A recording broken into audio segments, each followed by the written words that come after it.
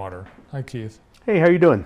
I'm good. Happy New Year. Absolutely. Happy New Year. Did you have a nice holiday? I did, and I invited you for lunch Man. earlier. And This is, I can't wait to have it. I can't wait to have it. Absolutely.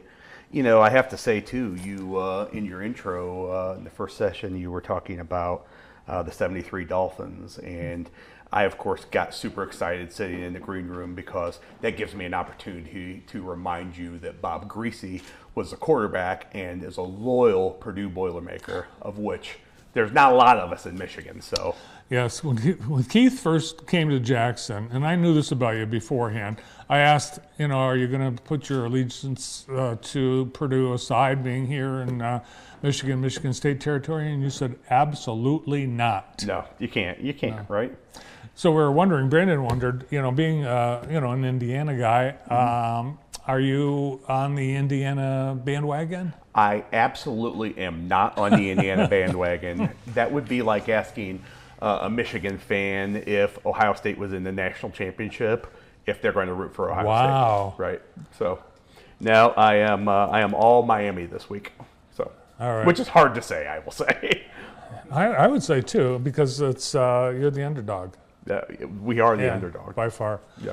Yeah, it's there's been a number of stories about how so many Indiana fans have come out of the woodwork, and I think the ladies love Fernando. Well, I think so. I mean, he's a handsome guy, right? As I told you at the during the break, I said I think a lot of the IU fans had to take their Notre Dame jackets off and put the IU coats on this year, back in the winter. So. All right. Well, it will definitely be a highly anticipated and probably most ever watched game. It should be a great game, and I mean, IU's a great story. It's just as a Purdue guy, I'm like, eh. I get it. It makes absolute sense. So 2025 for Accelerate Jackson County. Overall, how would you say it was?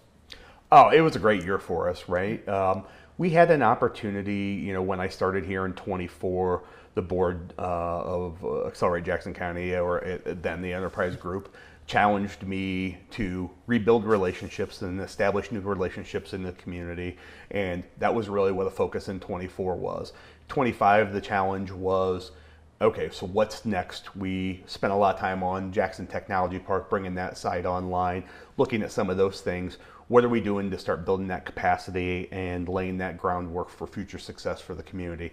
And so 2025, we spent a lot of time doing that, not only from making sure that our organization has the resources to do that through like our Accelerate 2030 campaign that I know I saw the ad for, which I appreciate, but also a lot of studies that we laid the groundwork for, trying to find what those next industrial sites could be in our community, laying the groundwork for a larger marketing push this year, and those kinds of things. And so honestly, super excied about how 2025 went and excited for 2026.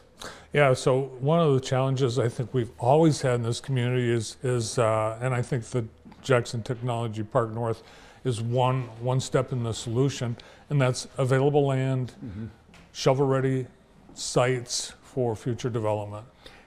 Yeah, absolutely. I mean, one of the challenges that we have in Jackson County and in southern Michigan is we've got a lot of low-lying wetlands, right? And a county with 180 lakes, you expect to have some lowlands, right? And so that's one of the challenges when it comes to looking at industrial sites. And so October of 25, we launched a study with a national site selection firm to come in and take a look at all of Jackson County to say, where are those next 10 or 15 industrial sites that we should start looking at, trying to get to that point of being shovel ready, that we can look at, knowing that it might take us 15 years to get it there, but you have to start somewhere. You have to start sometime, and that's really what our attempt is. We know we should get some low-hanging fruit out of that, but we also know there's ones that are going to take us a while to do.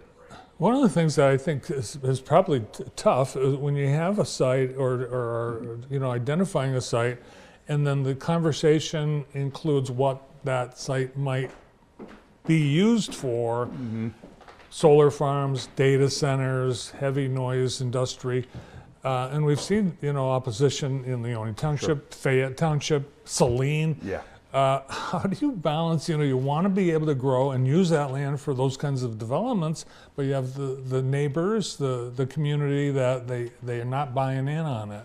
I think it's an education process, right? I think it's working with the community to understand the types of projects that we're trying to seek out for them, right? And the types of projects that we receive leads on.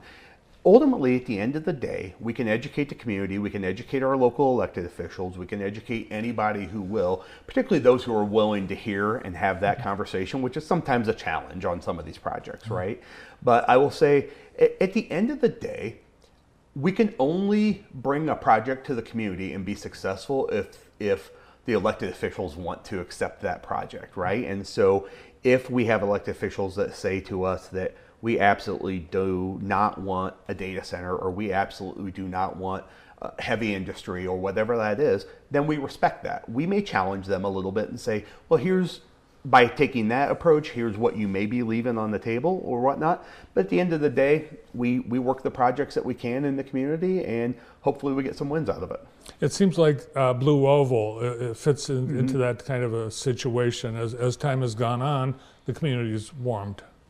Yeah, absolutely. I mean, Blue Oval's a great project too, at the end of the day. I mean, people can question the bigger picture of, electric vehicles and all of those kinds of things. And I think that's where you get some of the pushback on some of those projects. And you kind of saw that from the legislature a little bit this last year as well.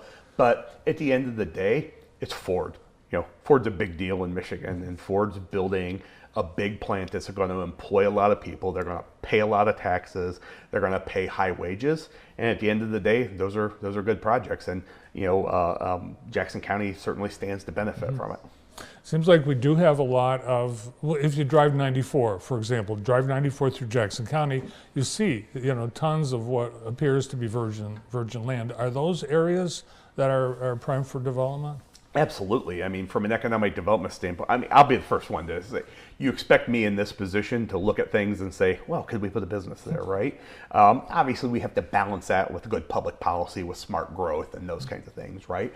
But we absolutely want to look at corridors where that would clearly make sense, where you have access to the infrastructure, whether that's the road infrastructure or rail infrastructure or water, sewer, gas, electricity, fiber, all of the things that a business demands at this point. So we definitely will look at those kinds of corridor types of things where it makes sense. What goes along with that is also brownfield sites, some of the legacy industrial sites, where buildings used to stand or don't or still are there and can be remediated. The benefits for those is you already have infrastructure that's already there. So at some point somebody had water and sewer and gas and electricity, and so if we can bring those kinds of sites back online and be developed, then that's a good thing for the community as well.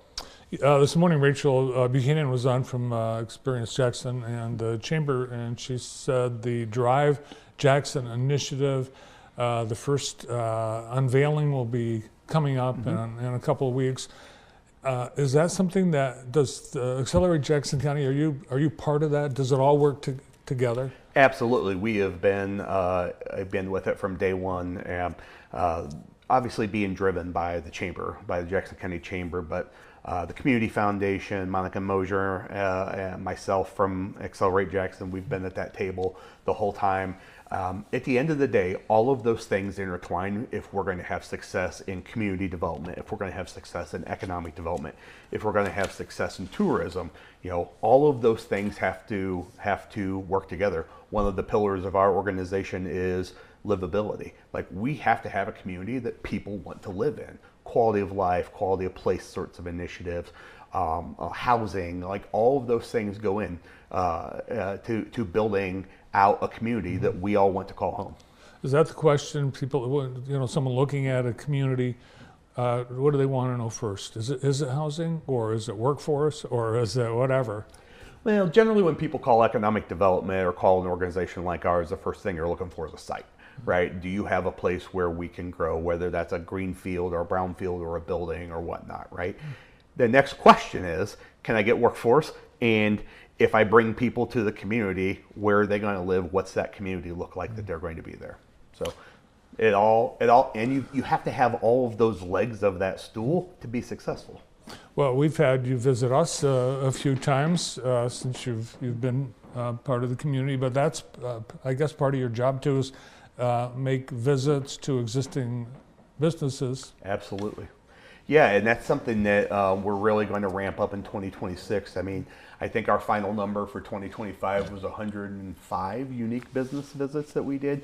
Obviously, a lot of businesses we talked through many times throughout the year, but we only count that as one. So, yeah, our goal is to get out and try to hit as many businesses every year as we can. That's really where we find some of our projects, but it's really where we get an idea of the health of the community and try to figure out how we can help.